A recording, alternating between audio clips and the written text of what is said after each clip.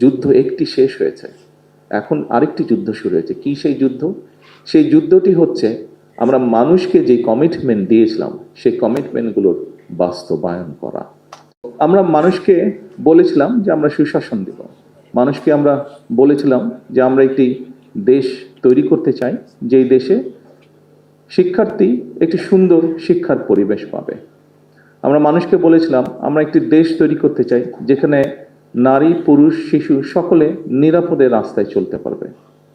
আমরা মানুষকে যখন স্বৈরাচারের বিরুদ্ধে ফ্যাসিবাদের বিরুদ্ধে আমরা আন্দোলন করছিলাম তখন আমরা বলেছিলাম যে আমাদের উপরে যেরকম অত্যাচার নির্যাতন হচ্ছে, যেরকম গুম খুনের শিকার হচ্ছে রাজনৈতিক দলের নেতা কর্মীরা, আমরা চাই দেশে এমন একটি রাজনৈতিক পরিস্থিতি হোক যেখানে আমরা ডিবেট করব, কথা বলবো, কিন্তু এরকম পরিস্থিতি আমরা তৈরি হতে দেব না।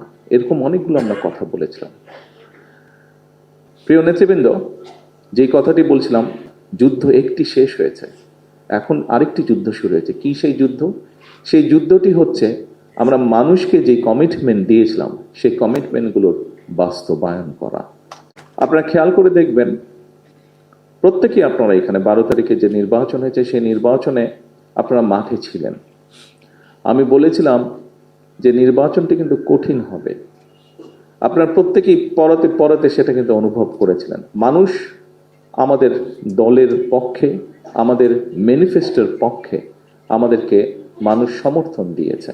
যে নির্বাচনের আগের দিন পর্যন্ত এই ম্যানিফেস্টোটি ছিল বাংলাদেশ জাতীয়তাবাদী দলের ম্যানিফেস্টো।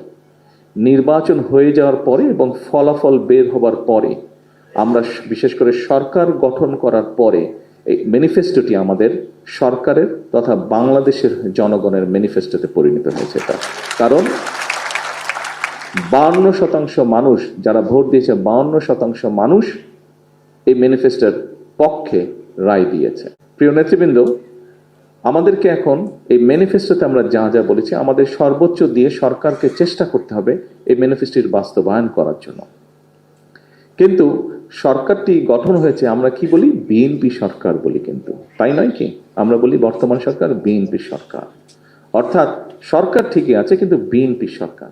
সেজন্য বিএনপি যদি সহযোগিতা না করে অনেক ক্ষেত্রেই সরকার সফল হতে পারবে না। এবং বিএনপির সফলতা তখনই নির্ভর করছে যখন আপনারা এখানে উপস্থিত প্রত্যেকটি মানুষ এবং আপনারা যাদেরকে নেতৃত্ব দিচ্ছেন তাদেরকে সাথে নিয়ে সরকারের পেছনে এসে না দাঁড়ান। তা এর বাইরে